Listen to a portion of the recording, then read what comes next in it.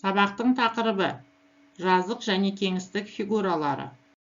Сабақтың мақсаты кескіні бойынша фигураны ажырату, жазық және кеңістік фигураларын кескіндеу. Есте сақтаңыз. Жазық фигуралар бұл үшбұрыш, төртбұрыш, көпбұрыш, дөңгелек, тікбұрышты параллелепипед, куб, пирамида, цилиндр, шар, конус. Кеңістік фигуралары. Кеңістік фигураларын жазықтықта кескіндеу ережелері.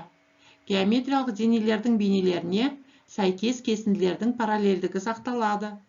Кесінділердің параллельдігі және ұзындықтары арасындағы қатынас сақталады. Бұрыштардың градустық өлшемдерінің мәндері сақталмайды. Кескіндері көрінетін сызықтар тұтас сызықтармен сызылады. Кескіндері көрінбейтін сызықтар үзікті сызықтармен сызылады. Бірінші есеп. Суретте кеңістік денесінің бейнесі берілген. Бос орындарды толтырыңыз. Барлық жақтарының саны 5-ке тең. АБЦ және ДЕФ жақтары үшбұрыштар. ВЦФЕ, АЦФД, АБЕД жақтары төртбұрыштар. Көрінетін қырларының санын есептейік. 6-ға тең. Көрінбейтін қырларының саны 3-ке тең. Төбелерінің саны 6.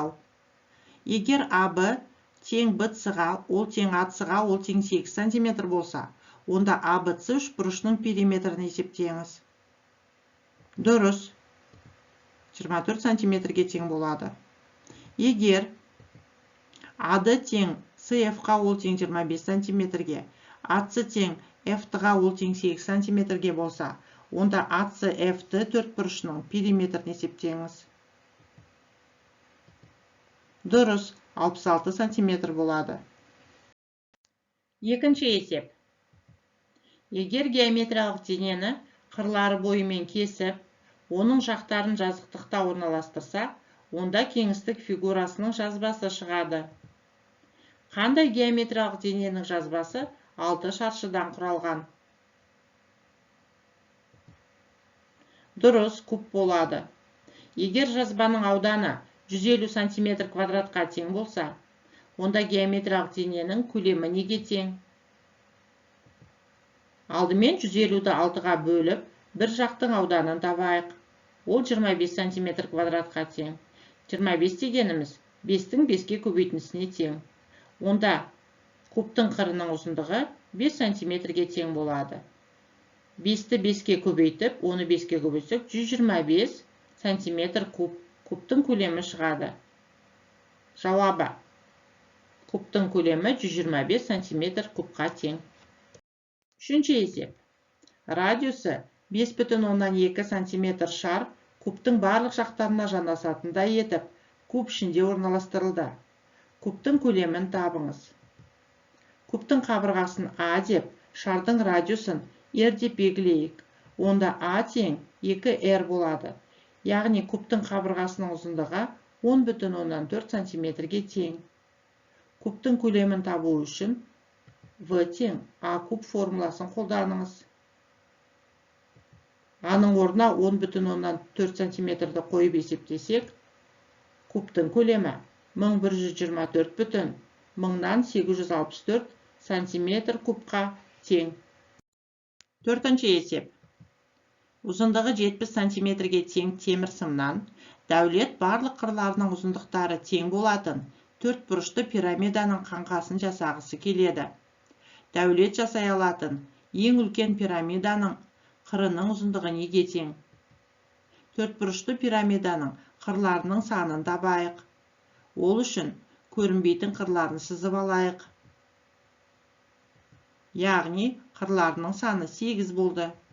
Онда 70-ті 8-ге бөліп, 8,175 см-ге тең бір қырының ұзындығын тауып аламыз. Жауабы. Дәулет жасай алатын ең үлкен пирамиданың қырының ұзындығы 8 см 75 мм-ге тең. Бесінші есептің берілгенін мұқият оқып шығыңыз. Алдымен шеңбердің диаметрін D деп, шеңбердің ұзындығын С деп белгілейік. Бізге қажет қағаздың ұзындығы 50 сантиметрге. Екінші қабырғасының ұзындығы С тең пи көбейтілген д-ға тең болады. Онда қағаздың ауданы С тең 50 көбейту ПД, ол тең болады 50 көбейтілген 3,14 көбейтілген 14-ке. Мәнін есептеңіз. Жауабын жазыңыз. Әсемге арнайы қағаздан 2198 сантиметр квадрат сатып алу қажет. 6-шы есеп. Дана қала паркінің жобасын жасап, ағаш макеттерін конус формасында дайындады.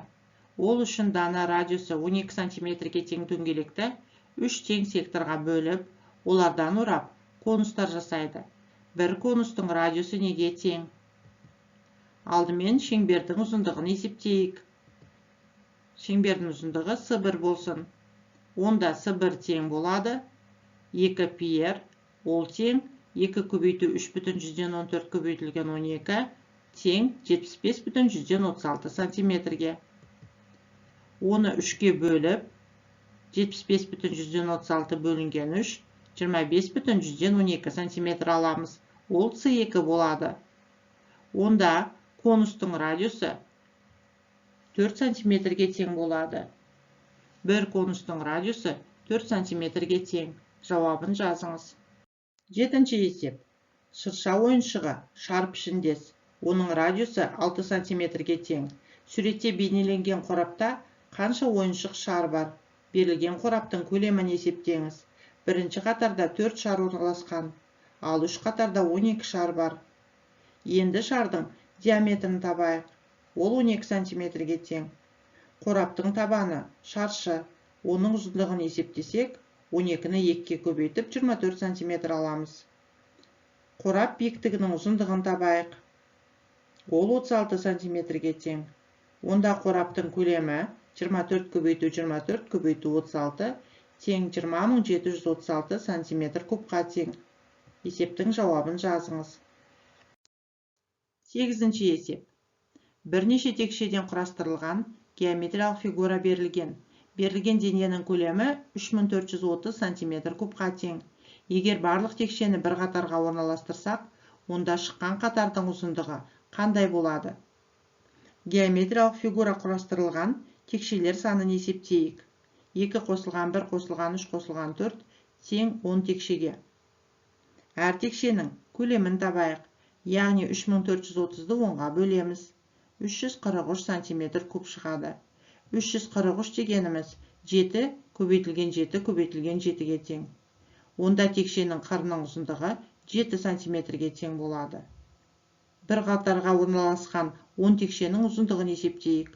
7 көбейтілген 10 тең 70 сантиметрге. Жауабын жазыңыз. Есте сақтаңыз. Жазық фигуралар бұл 3 бұрыш, 4 бұрыш, көп бұрыш, дөңгелек. Тік бұрышты параллелепипед, куб, пирамида, цилиндр, шар, конус, кеңістік фигуралары.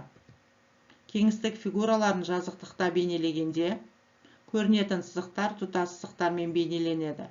Көрінбейтін сызықтар үздік сызықтармен бейнеленеді.